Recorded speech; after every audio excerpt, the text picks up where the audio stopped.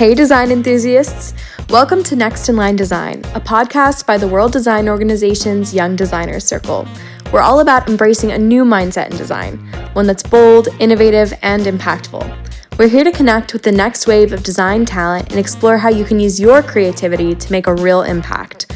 Get ready for fresh ideas and inspiration from young designers around the world who are reshaping the industry. We're here to spark conversations, inspire change, and explore new ideas in design. But remember, these are just our perspectives on one big, evolving field. Please note that the opinions expressed in this podcast are those of the hosts and guests and do not necessarily reflect the official views of the World Design Organization or its affiliates. Let's dive in and see what's next in line.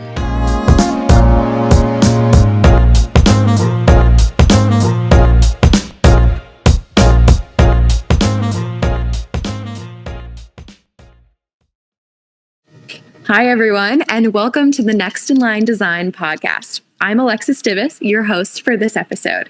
I'm a multidisciplinary designer based in the New York City area, and I'm currently working in the healthcare industry. Today, we're going to be taking a peek inside the WDO's Young Designers Circle, and we're going to be connecting with one of my peers. So Eunice is an amazing colleague of mine. She's an industrial designer and MBA graduate. She is an entrepreneur and just an all-around inspiration, and I can't wait to share her story with you. So let's dive in. Welcome, Eunice. Eunice, could you start by telling us a little bit more about yourself and the work that you're doing right now?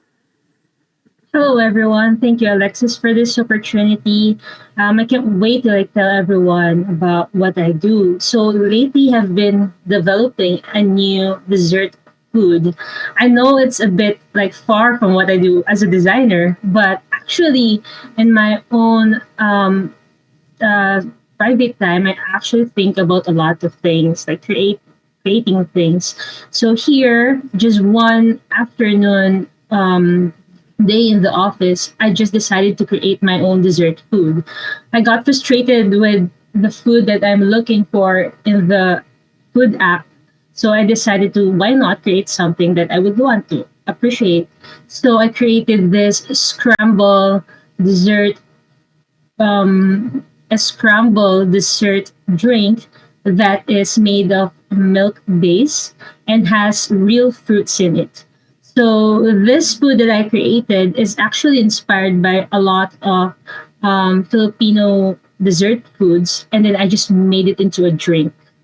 So lately, that's what I've been doing. It is actually under my coffee shop, which is the Tranquillo. That's amazing. And we'll definitely be getting more into your coffee shop in a little bit. But that's so cool that I feel like when we think about industrial design and we think about product design, I never really think about products that are edible and things that you can actually eat. So that's amazing. So how does this product that kind of really took me by surprise, and I think will take a lot of our listeners by surprise, how does that and some of the other business initiatives that you do kind of funnel into a mission and vision statement? If you had a mission and vision for yourself, which I'm sure you do as a designer and an entrepreneur and as a lovely person, what would that be? Yeah, for the past 7 years, I've been active in the packaging industry as a product designer. And so I've been exposed to different kinds of products, such as food, such as industry chemicals. And so these are actually all tied up to my mission as a designer, which is to actually just design sustainable solutions for the well-being of people and the planet through creativity, innovation, and also strategic business methods. So for me, it's designing and creating solutions is not just, limited on the hardware products or the products that we actually are we see tangible things, but actually it could go beyond that. So the food drink that I actually created it's actually based on me trying to solve a Filipino dessert issue here in the Philippines, because for example, it's hot here, and most of our cold desserts are based on ice. So what happens is that it easily melts, and when it melts, people don't finish the drink because it actually tastes blunt. So I created a dessert drink wherein people would actually not waste the food. They would enjoy it once it's like freshly made, and then they will enjoy it even if it's like melted already. So even in that simple form of just creating a edible edible drink, I actually was thinking about design solutions during that time. So as a designer, it's very important that we always see beyond what is being served at us right now. Yeah.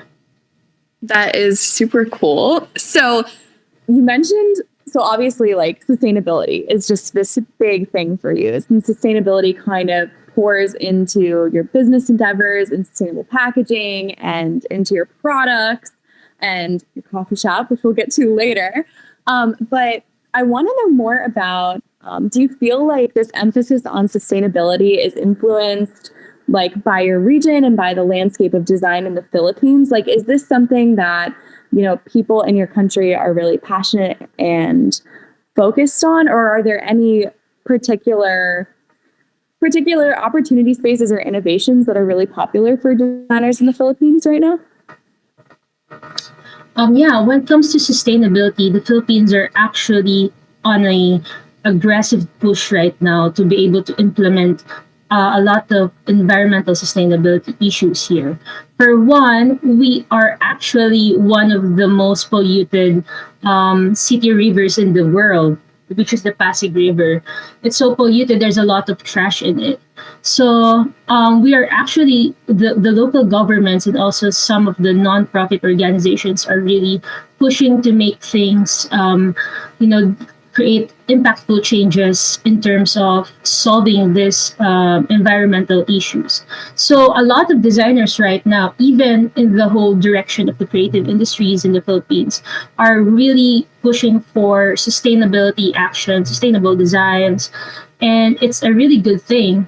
And what we want to see, hopefully to see in the next few years, is that it really comes down up to the masses, you know, up to the public. Because right now, yes, by design, we understand it at a executive level or at a industry level, at a decision making level. But when it comes to people, we have yet to like push for that awareness of why it's important to change from the old habits to a more sustainable solutions. And when it comes to the landscape of creative industry or the design landscape here in the Philippines, actually, much of the industrial designers that I know are focusing on furniture and even some are on fashion. Some are also in craft products that are coming from different regions in the Philippines, but there are little open opportunities for like electronic design, automobile, or even other industrial design related. Even in the packaging sector, actually, there are a few packaging designers here because when you say packaging here, it's really more focused on graphic design rather than on the technical designing of the packaging itself. So there are a lot of opportunities yet for the growth of design here in the Philippines, and I hope that in the future we could see more of that growing here. Yeah, and you're certainly contributing to a lot of that growth by taking these really cool initiatives. So can you tell me a little bit more about your product design consultancy for sustainable packaging and how that kind of came to, well, I know how it came to be because you just described it. But can you tell me maybe a little bit about your ambition for that and your hopes for that line of work that you're doing? Yeah, I actually just created my own design consultancy, a design firm here, which is Unique Design Solution. It's actually based on my name, which is Eunice, which is you, good, and then Nick is victory. So good victory designs. And I hope that we could create that in the future. And the vision of that company is to just really create design solutions for sustainability and for business solutions. I saw the need for design to be elevated here in the Philippines in such a way that to have more design firms that are actually focused on implementation. Because a lot of the times that I saw design firms here are really just up to the development stage, up to the conceptualization, up to the final design. But then once it is implemented by the companies that needed that design, they can't really implement it 100% because the designers or the design firm is not already hands on to the projects. So I wanted to create a design firm or a design consultancy that is collaborated by a lot of different disciplines, like collaborated with engineers, collaborated with scientists, collaborated with marketing, with sales, with everyone who is needed on that project. So I wanted it to be that flexible and adaptable so that the view on the solution that we wanted to create is very holistic in such a way that is, creating that value propositions that is actually good for the profitable and good for the company, but at the same time, considering the stakeholders such as the public, the end users, everyone who's gonna be on that whole life cycle of the product development. Yeah, 100%. That makes a lot of sense. So when you look at the different kinds of projects that your consultancy could be attracting, like what kind of a client would you be searching for or really excited about? Or would you have like maybe a dream client that you would want to be designing a solution for? If it's a dream client, it will be actually the government. I actually want to create sustainable solutions for our government. Like, for example, now the industry is actually, the government is actually pushing for the creative industries to focus on placemaking, which is actually creating, sustainable cultural solutions for the different parts of the Philippines, wherein the communities will thrive in such a way that they will be proud of their heritage, proud of their culture, but at the same time, adapting to this sustainable methods, wherein it also is inclined to the well-being of the nature itself, not just putting out the materials, reusing it, and then throwing it out, but to actually create those dynamic places wherein it's not just focused on the products. It's not just focused on selling products in the market, but also just creating this cultural places within the country that that is actually pointed towards a sustainable and environmental future, like that, something like that.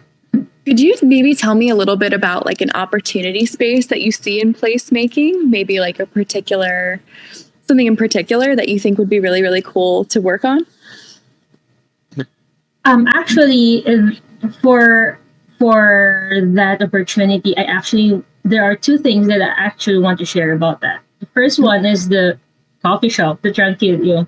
Yes. I wanted it to be not just limited to just being a coffee shop, but actually I wanted to be a placemaking, creative placemaking area or space wherein the local communities here within our barangay could actually use for their creative expressions, or even to have this innovative events wherein we can uplift the students or maybe even young professional designers here in the Philippines. So I have been talking with different kinds of people to just, for that future plan. And I hope that within this small space, big ideas will be created. And from there, it could actually affect this whole community of, hey, they're doing something different. They're actually elevating creative opportunities. They're actually elevating creative expressions wherein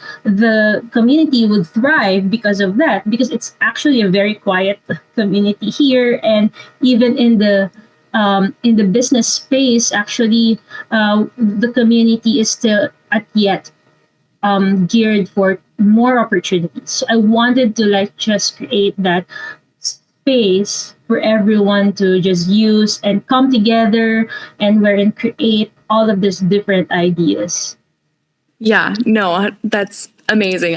So background audience, me and Eunice talk about this coffee shop all the time because I'm obsessed with it. So in my intro, I mentioned I was from the New York City area. If there's one thing about New York City that I just like blows my mind, it's like the amount of coffee shops. Like the coffee culture in Manhattan is crazy. And I have totally succumbed to the coffee culture in my move up here. And when I've started my career and, all my networking meetings are at coffee shops. And when I need to get out of the office, I run to a coffee shop with my favorite coworkers. And it's just like such a fun part of my young adult life is like being in coffee shops, sharing a latte with a friend, sharing a snack.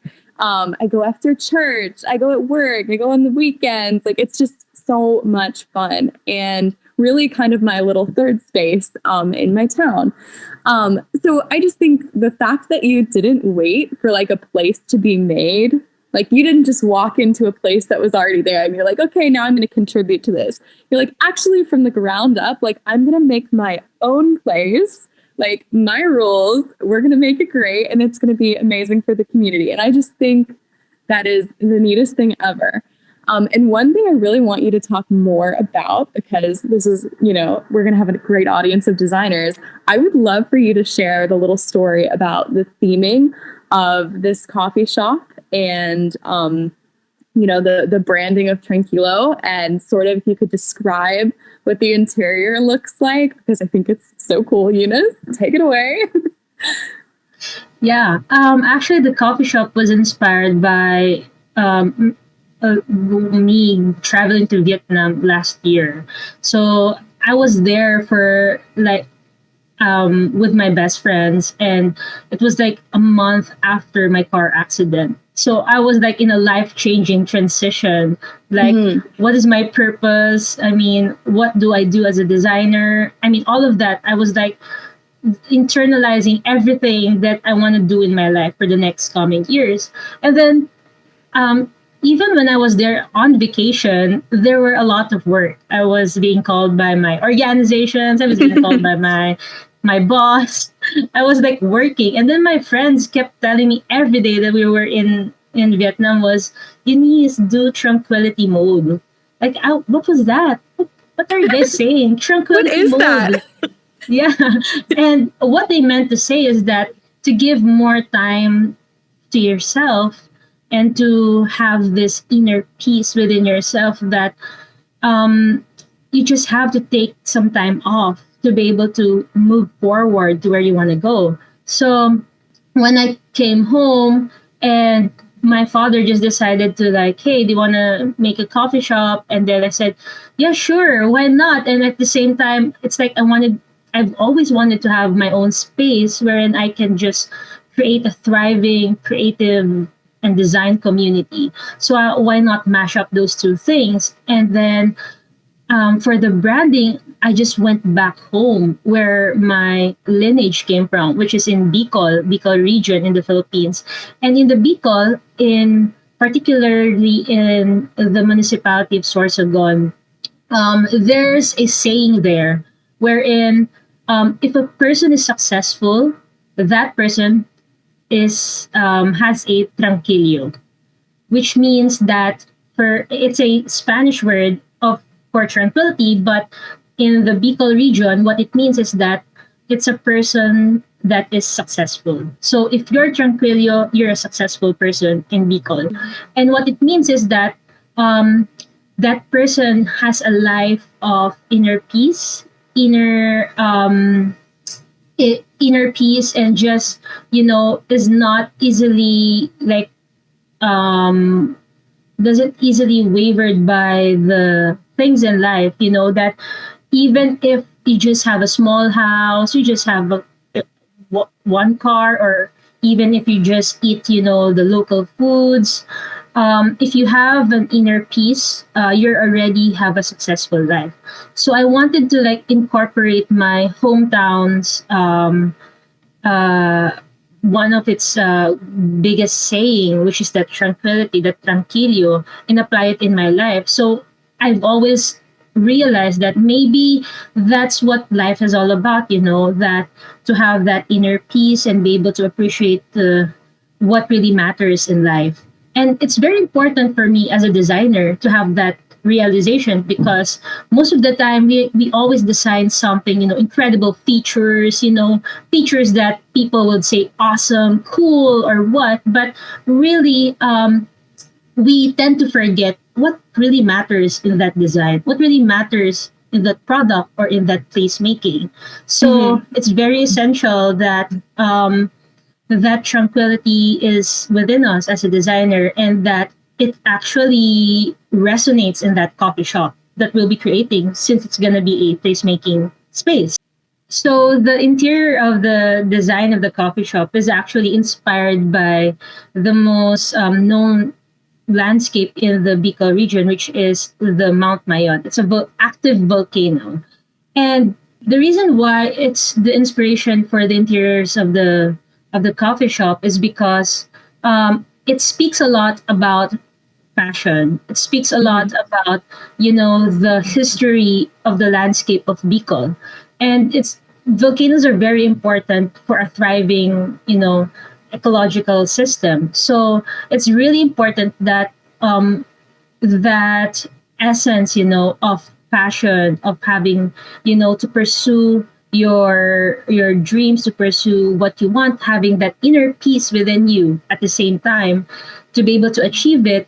That's what resonates within those interiors. Now, those interiors are actually colored ash bone, which is, the color of the ashes of the Mount Mayon when it, erupts. And then once you enter the shop, the I'm sorry, I'm finding the words. That's okay. It's okay. The facade, like the front. Facade, Yeah. the front of the cashier, like that, is actually made of a stone. So I wanted to like incorporate that, stone and that volcanic simple design in the store. And then we have that lining in the entrance on the floor like a river, because Sorsogon means Sasogon, which is to ebb, to flow. So it's very natural for civilizations to thrive within a water, within a water body. So it's really important for me that Tranquillo is a coffee shop where you can just express your creative passion, your to express yourself, but having that tranquility to be able to pursue what you have in life with inner peace. So that for me is the ultimate, creative place. And I hope that it will be, it will thrive in the next coming years. Yes, because it's opening soon, right? Isn't your soft opening in December? Yes, and we're planning to open it in the public by the first quarter of the year. Yeah. That's super duper exciting. I can't wait to hear all about it. So that's definitely a really exciting milestone for you coming up. And are there any other milestones in other businesses that like your consultancy or your food product that are coming up, or anything that you're just really looking forward to in the next couple of years? Yeah, in the next couple of years, actually, we're planning to have that design community group within here in the Philippines that is actually multidiscipline. I know it's a design group, but it's multidiscipline. So right now, we're thinking of this core group of designers that just coming from different industries, and we wanted to elevate the design community here so that we could be able to push towards a community that actually appreciates and also collaborates with different disciplines. I think that is what is more needed here, to be able to create, holistic solutions, whether it be in public or in private sector. You have to have this open communication collaborative spirit within the community for it to thrive in innovation, even in sustainability. So yeah, I hope that through the coffee shop and the design consultancy and even the scramble, I will be able to create, this spaces, these opportunities to be able to just do that. I love that. And I love that you create your own opportunities. I think that a lot of times, especially young designers, don't always feel empowered to jump in and create their own opportunities like that. I just think that that's really excellent. And I wanted to ask, do you have a piece of advice for other young designers who might be really interested in pursuing entrepreneurship? Yeah. My advice is that if you have this passion to be able to create things, don't wait for other people to hand down the opportunity to you. I believe that I went into entrepreneurship as well is because I wanted to create that opportunity for myself to be able to present my ideas in the world. And sometimes, it's hard for us to do that, especially as young designers, to just create this meaningful, impactful ideas that we just think of, And so I just hope that you'll have the courage, to just step up, to bravely just do it, and don't be afraid to fail. Because at the end of the day, what matters is that you tried it and you didn't, hesitated to not do it. That's excellent. I hope that one day I'm an entrepreneur. So I just am so inspired by you, Eunice. We're almost at time for today. So I want to ask you a final question before we wrap up. And it's a fun one. So get ready. So Eunice, if you can redesign any product, brand, or experience in the world that is currently existing, what would it be? And how would you approach it differently? Yes. Actually, I love that question so much. It's very playful. It's very creative. If there's any one product or experience that I would like to just design and change, it will be the footwear. It will be the shoes. Since I was a young designer, I've always wanted to design a footwear because of this very small saying, this phrase, your shoes takes you to different places. So for me, whatever we wear describes where we want to go. So I wanted to just design a footwear that is, made of local materials here in the Philippines. And then just, this footwear would be able to I don't know how it will happen, but hopefully someday those outsoles, those midsoles will just shape shift based on where you want to go. So you're not gonna wear different kinds of shoes, but it's gonna shape shift based on if you're gonna hike, if you're going to a trail, or if you just need to go on a grocery store, or if you're gonna you're gonna walk through a wet environment or something. So I just wanted to hopefully see a footwear that shape shifts in the future. I think that that's so cool. That's a great answer and an unexpected one too. I kind of expected it to be sustainability focused or maybe a new food product. That is so fun. Shoes. I think that I would buy those shoes, Eunice. I would definitely buy them. Awesome. Yes. Well, thank you so much, Eunice, for your time today. This has been a really excellent conversation. I love that we've been able to tell a little bit of your story. And folks, connect with Eunice. Follow her on LinkedIn. Find her online. She is so cool and so inspiring. So thank you so much for your time today, Eunice. Thank you too, Alexis. Thank you, everyone. Next in Line Design is a podcast for young designers by young designers. We really hope that you enjoyed this episode. We've got some exciting conversations coming up that we can't wait to share with you. Every episode, you'll have the chance to meet a new member of the YDC. So enjoy our rotating cast of designers and feel free to reach out in the comments just to say hey, to share some feedback, your story, or tell us more about the kinds of conversations that you'd like to be hearing. In the meantime, make sure to subscribe to the WDO's channel and hit that notification bell so you never miss an episode. A big thanks to the production assistants from Eunice and Jose Tomas Marchant today, and for the editing assistants as well. Thank you.